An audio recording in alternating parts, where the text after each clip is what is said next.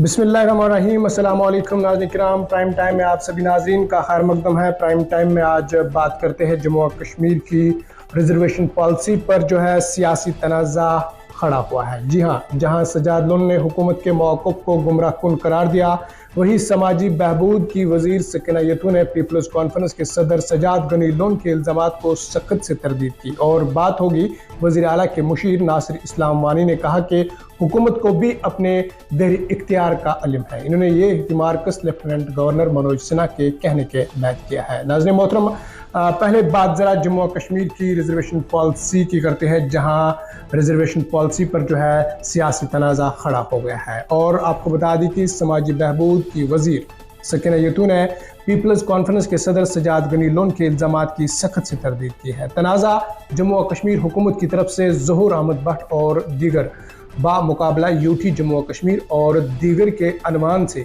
Case में high court के सामने जम्मू और कश्मीर हुकूमत के दाखिल करदा हलफनामे से पैदा हुआ है।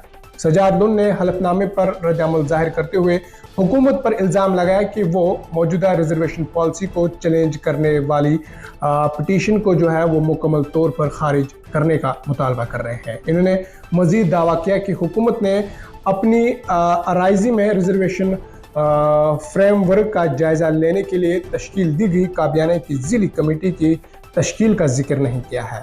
सजाद गनी लोन ने एक्स पर एक पोस्ट में हुकूमत के मौक़िफ़ को गुमराहकुन करार देते हुए कहा कि ये एक कानूनी मामला है।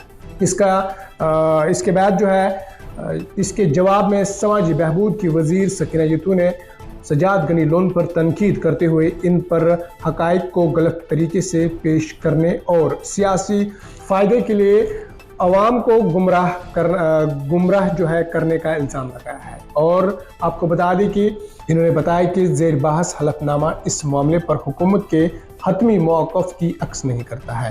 इन्होंने कहा कि अगर ज़रूरत पड़ी तो हुकूमत अदालत में एक नया हलफनामा दाखिल करेगी।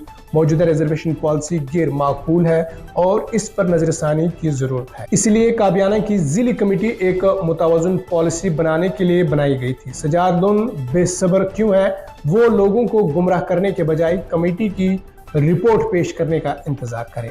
आपको बता दें कि वज़ीर सकीना यतू ने वाज़िया किया कि अगर जो हुकूमत ने पिटीशन की बरकरारी को चैलेंज किया है, लेकिन ये मौजूदा रिजर्वेशन ढांचे की हिमायत के मुतारिफ जो है वो नहीं है। सजाद लोन की तनकीद को बेबुनियाद करार देते हुए इन्होंने मज़ीद कहा कि वो मायूस है और एक हसास मामले पर सियासत करने की कोशिश कर रहे हैं।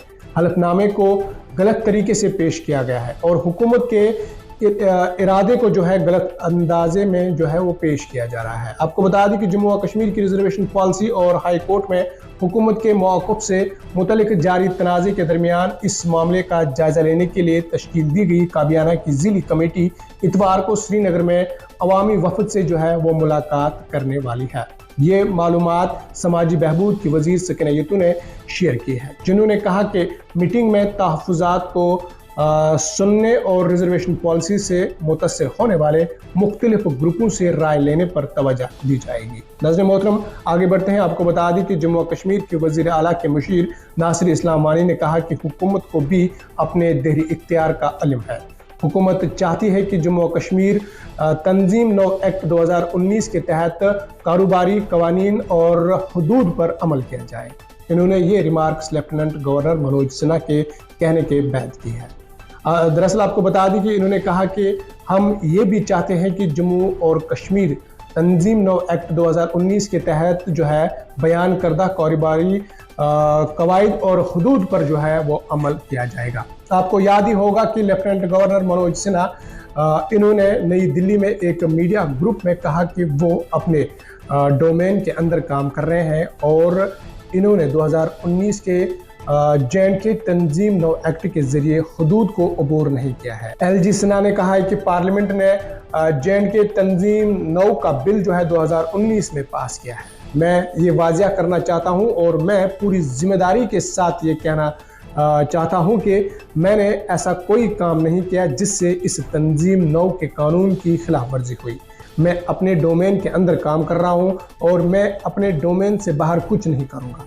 मैं अपनी हुदूद को जानता हूँ और मैं अपने हुदूद को पार नहीं करूँगा।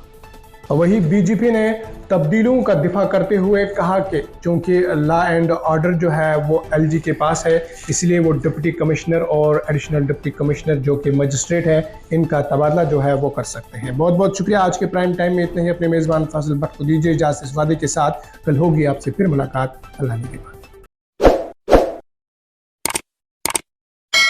जम्मू कश्मीर की खबरों के लिए जुड़े रहिए JK अपडेट के साथ।